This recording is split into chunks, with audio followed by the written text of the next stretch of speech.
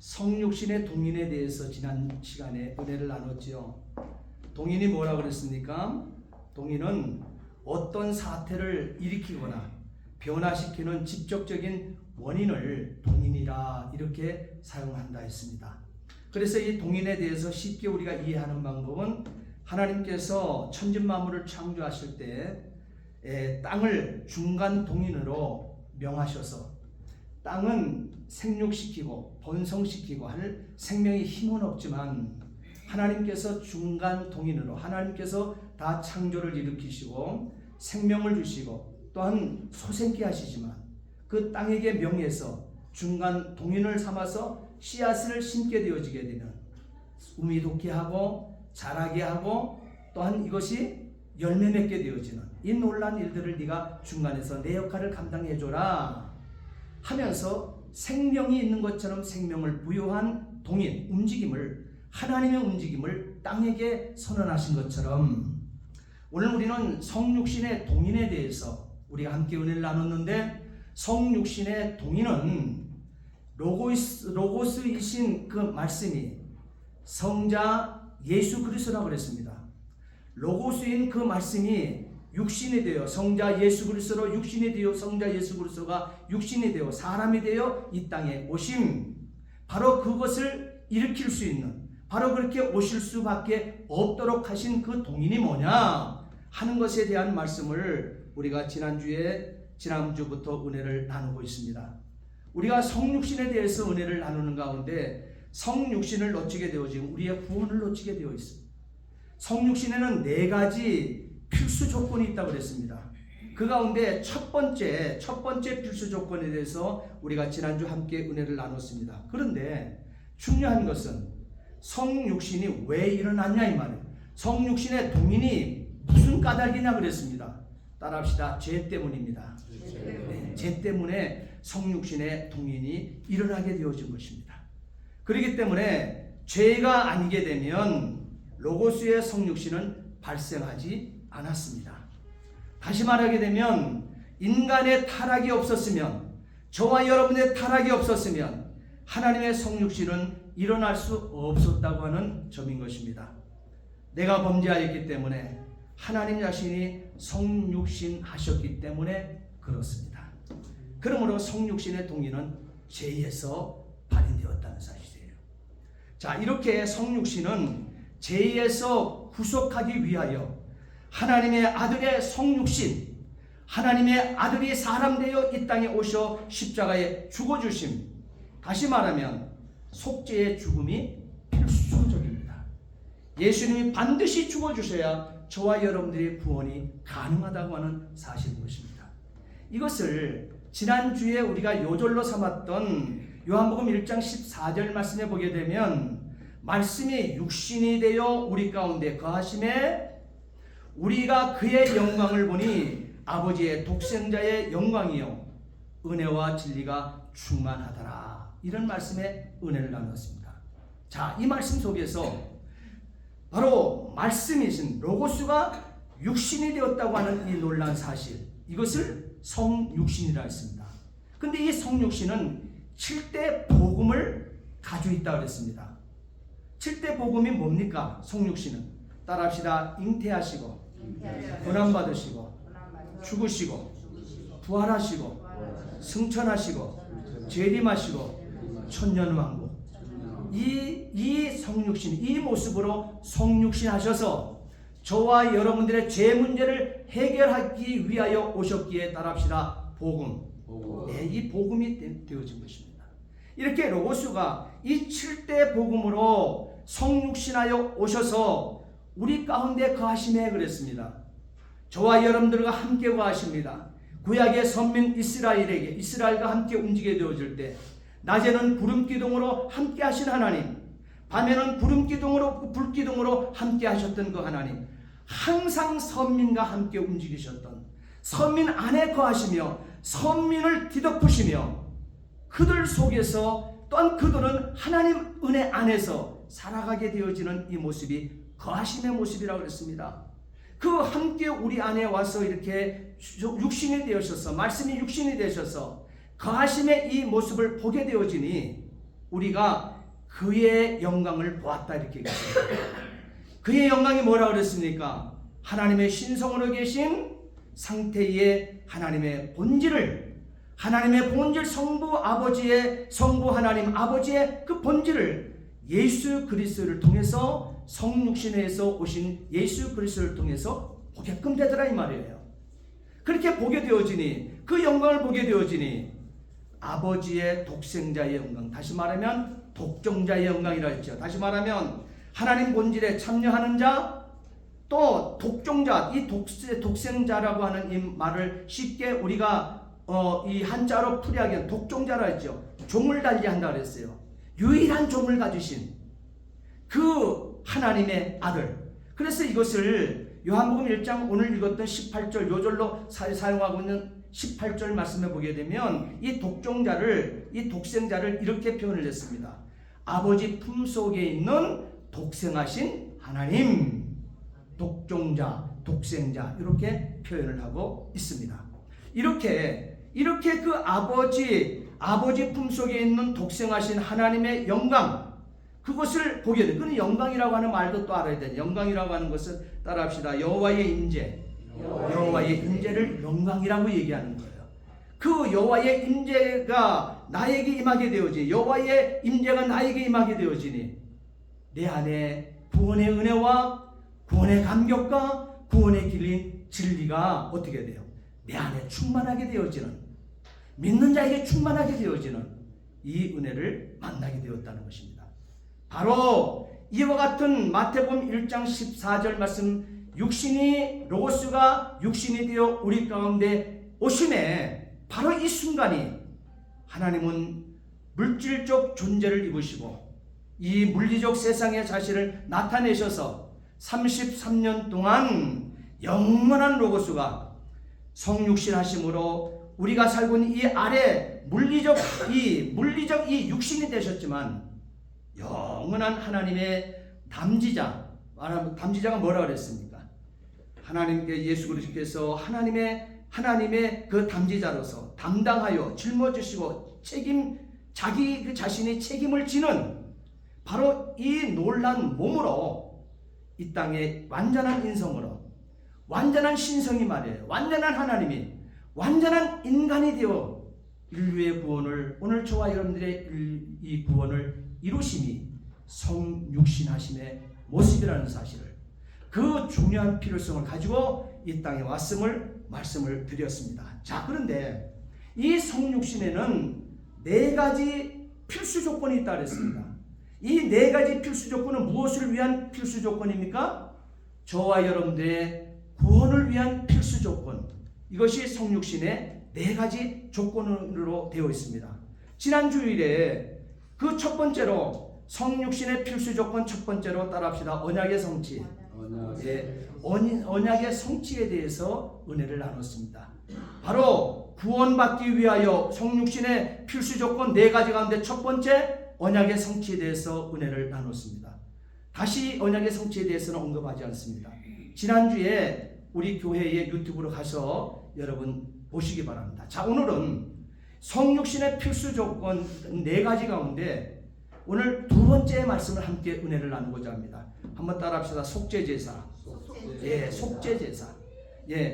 구원에는 4가지 성육신의 필수 조건이 있는데 그 2번째가 속죄제사에 있음을 오늘 이 시간에 함께 은혜를 받고자 하는 것입니다. 하나님은 인류를, 저와 여러분들을 구원하시는 일, 인간을 구원하시는 일을 이 위에서 속죄제사의 방식을 정하셨다는 거예요.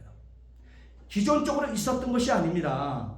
바로 하나님은 저와 여러분들이 죄로 말미암아 지옥으로 쓸려가는 저와 여러분들의 인생을 바꿔놓기 위해서, 구원하시기 위해서 속죄제사의 방식을 하나님이 정하셨다고 하는 사실이에요. 여러분, 이거 할렐루야 아닙니까? 할렐루야입니다. 할렐루야입니다. 이 제사를 선민 이스라엘에게 가르치셨습니다.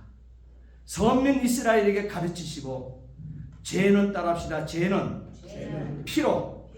잘 따라하셔야 돼. 죄는 피로. 더 정확하게 하나님께서 말씀하시기를 따라합시다. 죄는 생명으로. 속량되는 것임을 알게 하셨다고는 사실이에요. 그래서 레위기 17장 11절 말씀해 보게 되면 육체의 생명은 피에 있음이라.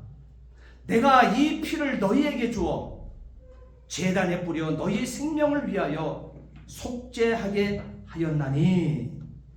생명의 피에, 생명이 피에 있으므로, 생명이 피에 있으므로 피가 죄를 속하느니라. 참 하나님께서는 정확하게 오늘 저와 여러분들의 문제를 해결하기 위해서 정확하게 접근하시며 정확하게 우리에게 인지시키고 정확하게 이 법칙대로 저와 여러분들을 어떻게 상줄 자 상주시고 벌할 자 벌하신다는 사실을 정확하게 구분하신 것입니다. 그냥 엄벙덤벙 또한 기분에 닿는 대로 그렇게 하나님께서는 당신의 모양과 형상대로 지음받은 피조물을 대하시지 않는다는 사실이에요. 우리와 분명한 약속을 해놓고 약속을 어김에 따른 거기에 대한 것을 물으신다는 사실이에요. 우리가 성육신 하신 이 놀라운 이 은혜를 우리가 갈망할 수밖에 없고 우리가 사모할 수밖에 없는 것은 우리 인간이 하나님께서 전능자가 창조주가 우리와 약속을 맺어준 곳에서 우리가 이탈을 해버렸거든요. 우리가 언약을 파기해버렸거든요. 그러니 그 언약을 감지할 때, 언약을 맺을 때는 하나님께서 뭐라 했습니까? 항상 출애굽기 19장 5절로 6절 말씀을 잊지 마라 그랬어요. 여호와께서 주시는 말씀, 여호와께서 우리에게 주시는 계명, 그것을 지켜 행하면 너는 내 소유된다. 창조주가 그렇게 얘기해요. 너는 내 백성 된다. 너는 거룩한 제사장 된다. 그거 할 수 있겠냐? 나는 그 이상을 요청하지 않아. 내 것을 전부 다 너에게 주고 싶어. 상속하고 싶어. 그것이 하나님께서 언약을 맺으신 거예요. 약속을 우리에게 얘기를 한 거예요. 그랬더니 그 조건을 주게 되니까 출애굽기 19장 8절 말씀에 뭐라 그랬어요? 아멘 아멘 아멘이라고 했어요. 다 지켜 행하겠습니다. 아멘. 우리는 그 언약 속에 하나님께서 우리에게 주시는 첫 번째 그 언약 다 지켜 행하겠습니다. 그러니 뭐라 그랬어요? 나는 너의 아버지가 되어지고 나는 너의 주인이 되어지고 너희는 나의 백성이 되어진다. 그리고 내 소유야. 이렇게 얘기합니다. 아멘. 여러분, 이 완벽함이 어디 있습니까? 그래서 하나님께서는 인간을 창조하신 그 최초의 하나님께 하나님 형상대로 인간을 창조하여 놓으시고 인생에게 필요한 그 모든 것 손만 벌리게 되면 펼치게 되어지게 되면 다 얻게 되어지는 에덴 동산을 우리에게 축복의 동산으로 주신 것입니다. 그러나 이것까지도 여러분 놓쳐버려요. 이것까지도 다 사탄의 소리에 그 사탄의 소리를 크게 듣고 다 던져버림의 인생. 그럼에도 불구하고 저와 여러분 우리가 언약은 파기했지만 언약을 파기하신 하나님께서는 그 언약을 어떻게 돼요? 회복시키심이 언약 체결이라고 했습니다. 그래서 성육신하셔서 오셔서 언약을 체결하신 것, 인간은 파기했지만 하나님께서는 우리 오른손을 처음부터 잡으시고 우리를 택한 백성 삼아주셨기에 하나님의 오른손은 놓지 아니하고 파괴한 이 인간의 오른손을 다시금 잡게끔 만드는 거예요. 하나님의 손을 다시 잡게끔 해서 언약 파괴한 것을 어떻게 되어요? 회복시켜 주시니 그 은혜의 그 첫 출발이 구원의 첫 조건을 언약 체결에 두었다 말씀했습니다. 자, 이 언약 체결에는 그냥 언약이 파기된 것이 파기되지 않게 하기 위해서 언약 회복을 시키는 것이 그냥 쉽게 되어지는 것이냐? 아니요. 피의 가치가 지불되어야 된다는 사실이에요. 전능하신 하나님의 피가 육체의 생명은 피에 있기 때문에 내가 하나님이 이 피를 너희에게 주어서 제단에 뿌려 너희의 생명을 위하여 속죄하기 위하여 하나님이 사람 되셔서 죽어주심, 제물되어서 죽어주심에 의하여 속죄의 은혜를 우리에게 주었다는 사실이에요. 그래서 생명이 피에 있으므로 피가 죄를 속하느니라. 그래서 하나님이신 성자 하나님이 사람 되어 이 땅에 오셨으니 성육신 하신 그 두 번째 조건이 바로 뭐예요? 속죄제사에 있다는 사실이에요. 이 방식으로 여러분 속죄가 이루어짐을 이삭의 제사로 분명히 하셨습니다. 여러분 이삭의 제사를 그냥 가볍게 지나쳤지요? 아니요.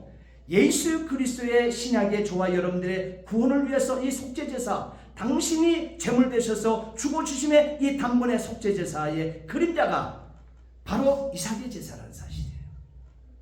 그래서 이런 방식으로 속죄가 이루어져서 이삭의 제사로 분명히 우리에게 새겨 주셨음을 구약을 통해서 보게 되어집니다. 이삭이 제물로 드려진 그 제사의 방식으로 세상을 구원하시기로 작정하신 하나님, 또 양을 희생 제물로 삼아서 제사하여 죄가 속해지는 것을 알게 하기 위해서 유월절을 세우시고 제사하게 하신 것입니다. 사람을 잡아 사람을 제물 삼을 수 없잖아요. 그러니 원래는 사람이 죄를 졌기 때문에 사람이 속제물이 되어야 되는 거예요. 제물 되어야 되는 거예요. 그러나 그래야지 못하게 되어지니 그림자로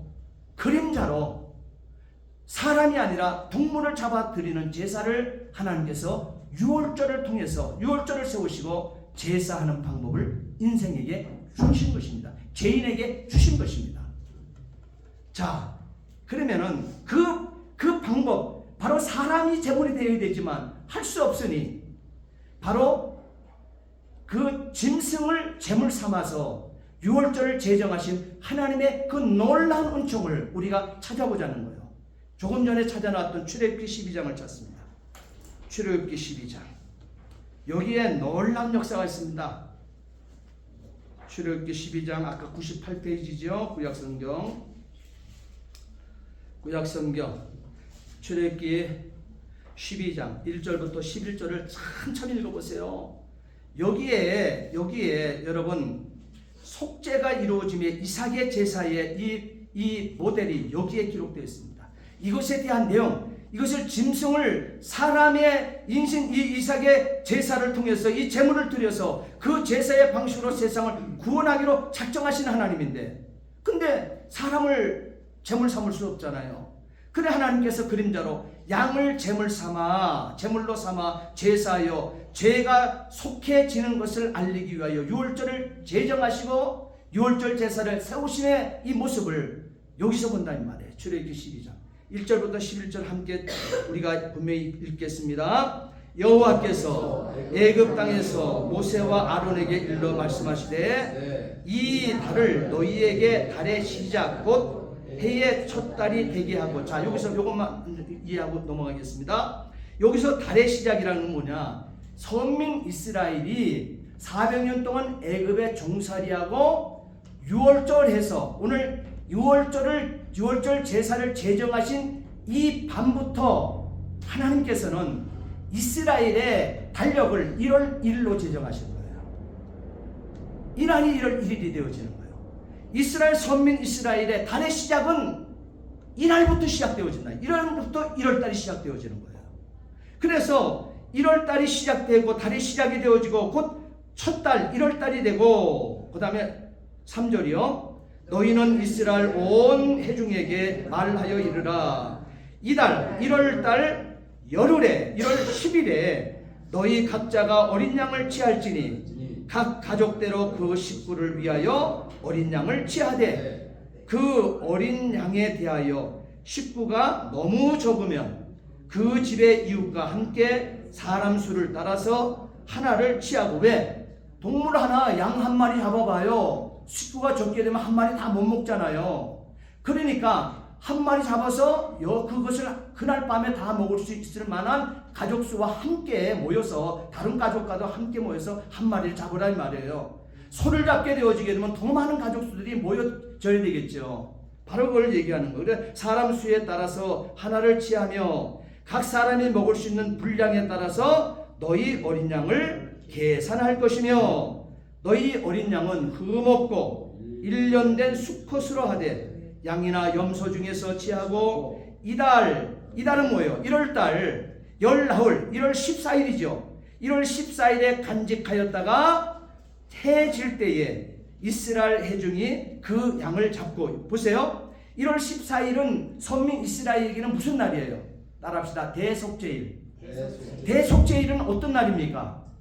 대제사장이 1년에 한 차례 지성소에 들어가서 자신의 죄와 선민 이스라엘의 모든 죄를 부여안고 지성소에 들어가 속죄함을 받게 되어지는 그 대속죄일이 1월 14일이에요. 그는 이 1월 14일 이것도 어떻게 돼요? 출애굽하게 되어질 때, 그럴 때 하나님께서 동물을 예비하라고 할 때 언약을 체결하게 되어질 때 이루어진 그 날의 14일을 얘기하고 있는 거예요. 1월 14일에까지 간직하였다가 드리고 그 다음에 7절 그 피를 양을 먹을 집 좌우 문설주와 임방에 바르고 그 밤에 그 고기를 불에 구워 무교병과 쓴 나물과 아울러 먹고, 무교병은 뭐예요? 이스트가 안 들어간 빵, 이스트가 들어가지 않는 빵, 그걸 무교병이라고, 무교빵을 얘기하는 거예요. 그거 이스트가 들어가지 않은 빵과 쓴 나물, 이것을 같이 먹으라는 거예요. 그 고기. 그리고 고기에서 나온 그 양을 잡았을 때, 소를 잡았을 때 그 피는 어떻게 돼요? 바깥에서 보게 되어질 때 문 임방에다 다 받고, 사방에 다 바르고, 임방에 바르고, 그 다음에 그것을 다 문 좌우 문설주 받고 임방에 바르라는 거예요. 그리고 고기는 먹으라는 거예요. 그 다음에 9절 날 것으로나 물에 삶아서 먹지 말고 머리와 다리와 내장을 다 불에 구워 먹고 아침까지 남겨두지 말며 아침까지 남은 것은 곧 불사르라. 그러니까 아까 뭐라 그랬어요? 식구가 적으면 어떻게 됐어요? 그 집의 이웃과 함께 사람 수에 따라 분량에 따라서 먹을 수 있을 만큼 그런 식구들이 모여서 함께 먹으라. 왜 그렇습니까? 남기는 고기가 있으면 안 되기 때문에 그래요. 태우는 것이 많으면 안 되잖아요. 그러니까 남기지 말고 아침까지 먹을 수 불사르라. 남은 것은 11절이요. 너희는 그것을 이렇게 먹을지니 허리에 띠를 띠고 발에 신을 신고 손에 지팡이를 잡고 급히 먹으라. 이것이 여호와의 유월절이라. 자, 유월절이 되어지게 되면 보세요. 무장해제하고 먹으라 그러지 않았어요. 허리에는 허리띠를 띠고 뭐 하라는 거예요? 힘줄 체세를 갖추라는 것이죠. 그 다음에 발에 신을 신고 언제 비상소집을 해도 뛰어나갈 수 있는 준비를 하라는 것이죠. 그리고 손에는 지팡이를 잡고 급히 먹으라. 왜? 느적느적하고 오늘 너희들 캐세라세라 하며 돌만한 시간적 여유가 없다는 거예요. 이제 400년 동안 종살이한 거 빨리 풀어주겠다는 거 하나님께서는. 그리고 약속의 땅으로 빨리 옮겨주겠다는 거예요. 너희들은 내 백성이 되고 내 말씀대로 살기로 약속을 했기 때문에 너희는 내 소유이기 때문에 더 이상 어둠에 빛의 자녀가 된 너희들을 놔둘 수가 없다는 거예요. 그러니 든든히 먹여놓고 피로써 전 모든 하나님의 불한 백성들에게 피로써 온 머리끝부터 발까지 오장육부를 다 씻게 다 채우게 하고 그 백성들이 나오는 그 임방과 문설주 그 모든 문턱까지도 다 피의 은총을 넘어서 하나님께 약속하신 그 어디로 약속하신 그 땅 그 가나안으로 옮겨 놓겠다는 거예요. 아멘. 피의 은총이 없이는 살 생명이 없음을 분명히 하심의 모습을 우리는 출애굽기 12장 1절부터 11절까지 말씀을 통해서 은혜를 나눴습니다. 이 유월절을 지키는 시기와 방식도 여러분 보십시오. 레위기 23장 4절부터 8절까지 말씀을 보게 되면 너희가 그 정한 때에 성회로 공포할 여호와의 절기니라. 1월 15일부터 말이에요. 자, 첫째 달 열나흘 1월 14일이죠. 1월 14일 저녁은 여호와의 유월절이요. 이 달 15날 1월 15일이죠. 1월 15일은 1월 15일부터 여호와의 무교절이 되어지는 거예요. 이제 이스트 넣지 않는 빵을 먹으며 쓴 나물 먹으며 일주일을 무교절로 선포하며 이래 동안 그랬죠. 7일 동안 너희는 무교병을 먹을 것이고 그 첫날에는 너희가 성회로 모이고 아무 노동도 하지 말며 너희는 이래 다시 말하면 7일 동안 여호와께서 여호와께 화제를 드니 태워서 하나님 앞에 제물을 드릴 것이요 일곱째 날은 성회로 모이고 아무 노동도 하지 말지라. 7일 동안 말이에요. 유교정일에 이 은혜를 입은 자, 그 1월 15일부터는 대속죄일에 참여한 자 되었으면 제15일부터는 무교절의 은혜를 입게 되었다는, 이렇게 여호와의 유월절 제사로 정하셨던 것을 보게 되어집니다.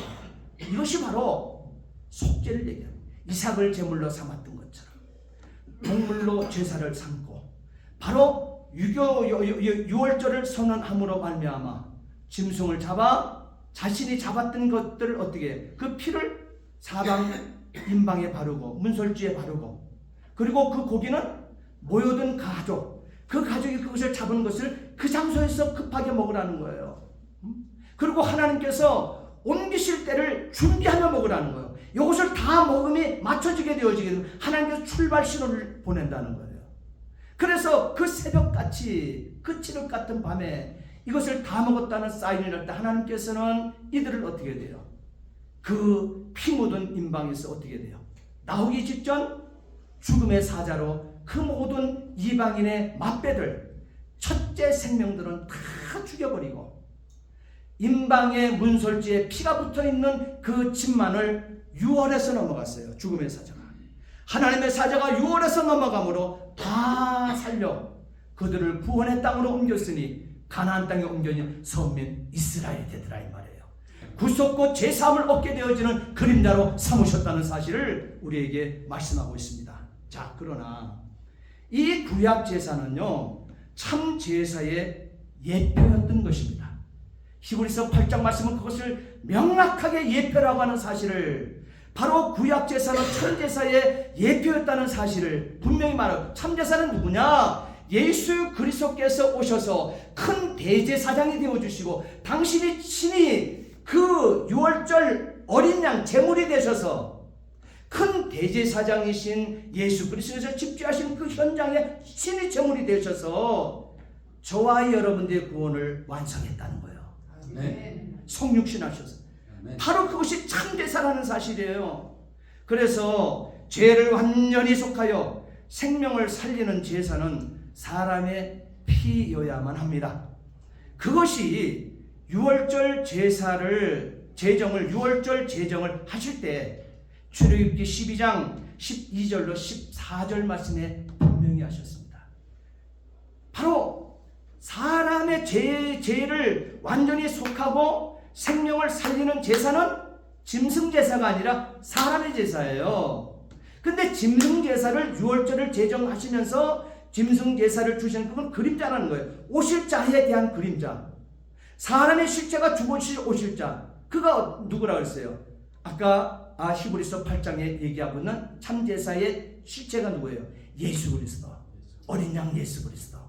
그래서 예수 그리스도의 죽어주심이 없이는, 피 흘림이 없이는 아무 인생도 죄에 대해서 노임을 받지 못해요. 속함을 받을 수 없다고 하는 사실을 말씀하고 있습니다. 그것을 정확하게 동물 제사를 그림자로, 실제가 오시기 전 그림자로 제사를 표현하게 되어질 때도 정확하게 기록해 주었습니다. 출애굽기 12장 12절로 14절 말씀 제가 읽어드리겠습니다. 내가 그 밤에 애굽 땅에 두루다니며 사람이나 짐승을 막론하고 애굽 땅에 있는 모든 처음 난 것을 다 치고 애굽의 모든 신을 내가 심판하리라. 하나님이죠. 나는 여호와라.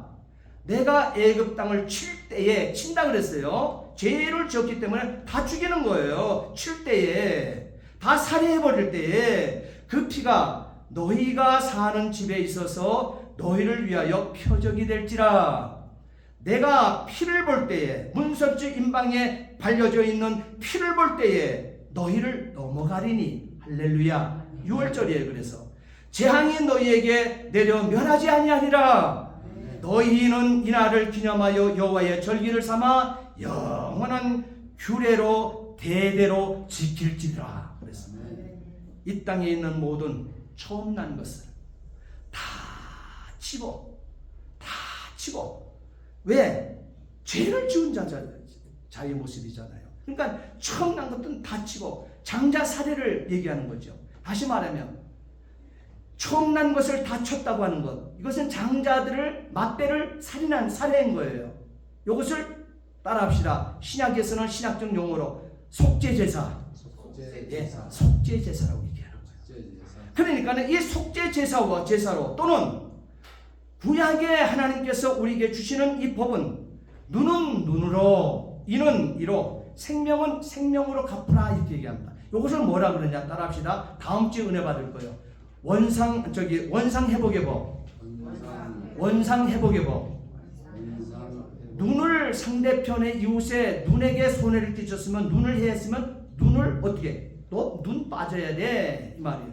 이를 부러뜨렸으면 남의 이를 부러뜨렸으면 너 입 부셔져야 돼. 너 남의 생명을 네가 취했으면 너 뭐 해야 돼요? 뭐 돼야 되는 거예요? 사형돼야 돼. 너 생명 줘야 돼. 이것이 원상 회복의 법이에요.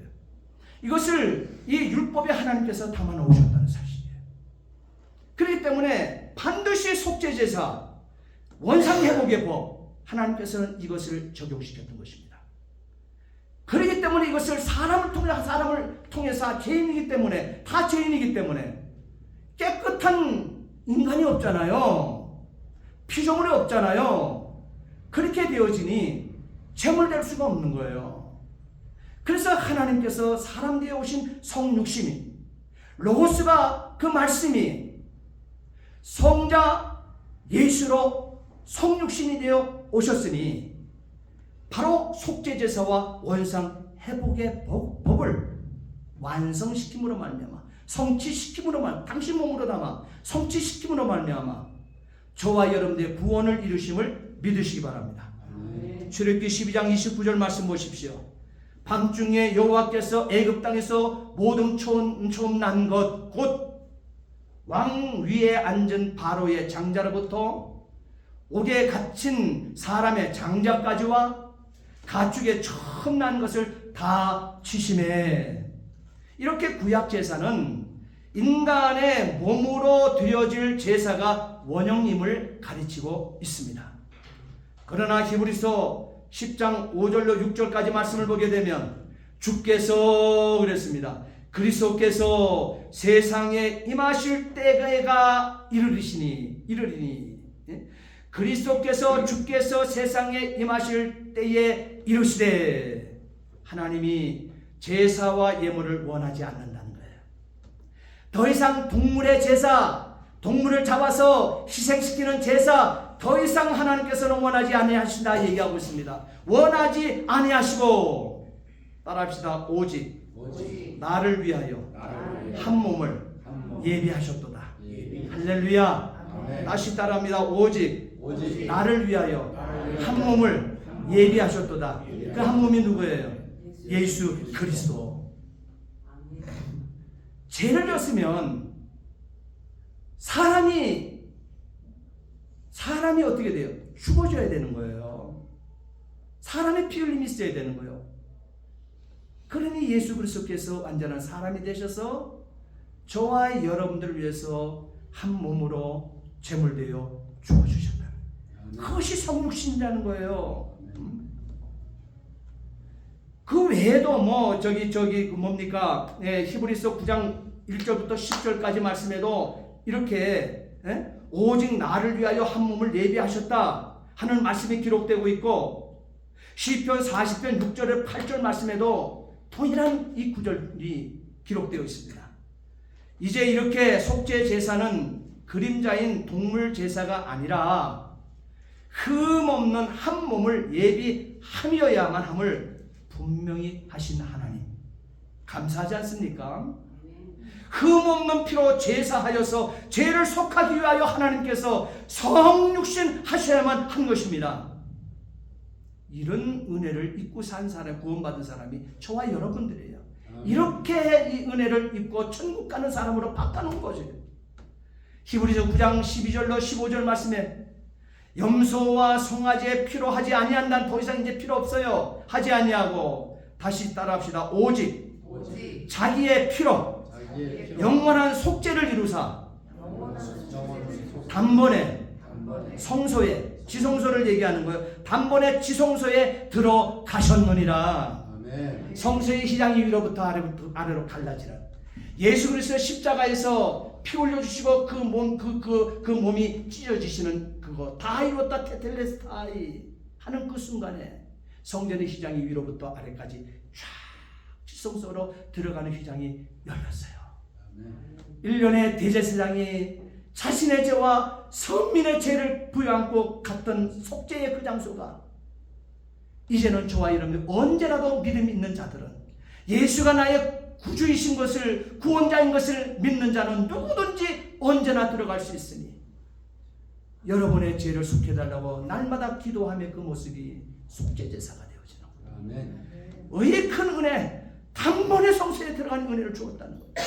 그러니 염소와 항소의 피와 및 암송아지의 죄를 부정한 자에게 뿌려 그 육체를 정결하게 하여 거룩하게 하는 것을 예표로서 구약에 주었던 그 율법으로 너희들이 들었거든. 하물며 영원하신 성령으로 말미암아 흠없는 자기를 하나님께 드린, 따라합시다. 그리스도의 피. 그리스도의 피. 그리스도의 피가 어찌 너희 양심을 죽은 행실에서 깨끗하게 하고 살아계신 하나님을 섬기게 하지 못하겠느냐. 이로 말미암아 그는 새 언약의 중보자니 이런 첫 언약 때에 범한 죄에서 속량하려고 죽으사 부르심을 입은 자로 하여금 영원한 기업의 약속을 얻게 하려 하심이라. 분명히 여러분 새기셨습니다. 히브리서 10장 5절 6절에 똑같은 말씀이 기록되어 있습니다. 하나님이 오직 나를 위하여 한 몸을 예비하셨도다. 히브리서 9장 26절 말씀에 이제 자기를 단번에 제물로 드려서 죄를 없이 하려고 세상 끝에 나타나셨느니라. 히브리서 10장 10절로 12절 말씀에 또한 새겨서 말씀하시기를 이 뜻에 따라 예수 그리스도의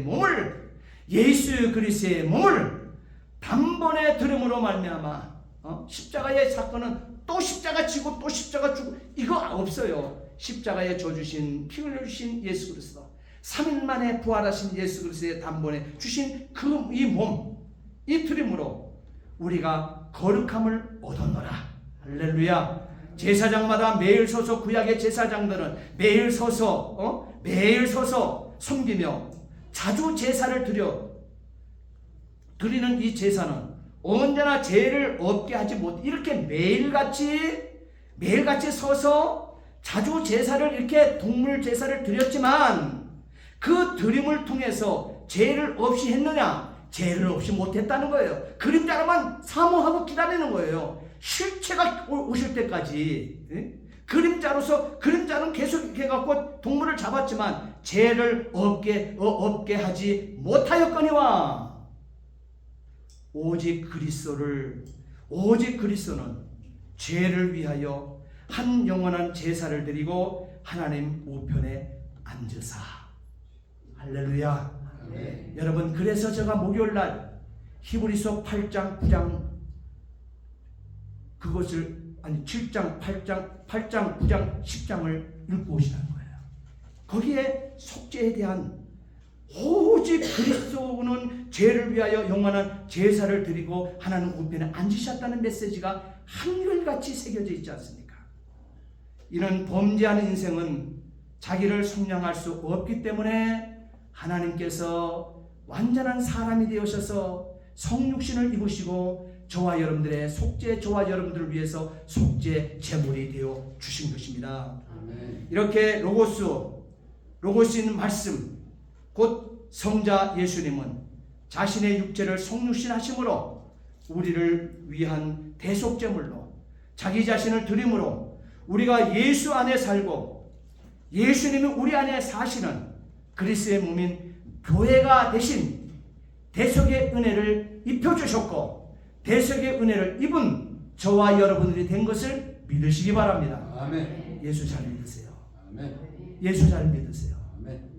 가족으로 더불어 예수 믿으세요. 아멘. 기도하시겠습니다. 전능하신 아버지 하나님, 주의 은혜와 사랑을 진심으로 감사를 드립니다. 예수님은 자신의 육체를 성육신하심으로 우리를 위한 대속제물로 자기 자신을 드림으로 우리가 예수 안에 살고 예수님이 우리 안에 사시는 그리스도의 몸인 교회 되게 하시는 대속 은혜를 입었습니다. 하나님 아버지, 이 놀라운 사실 놓치지 않게 도와주시옵소서. 정말 아버지, 이 은혜를 입은 자로 나에게 주어진 귀한 가족 생명을 내걸고 구원해낼 수 있도록 도와주옵소서. 감사하며 예수 그리스도를 받들어 기도하옵나이다. 아멘.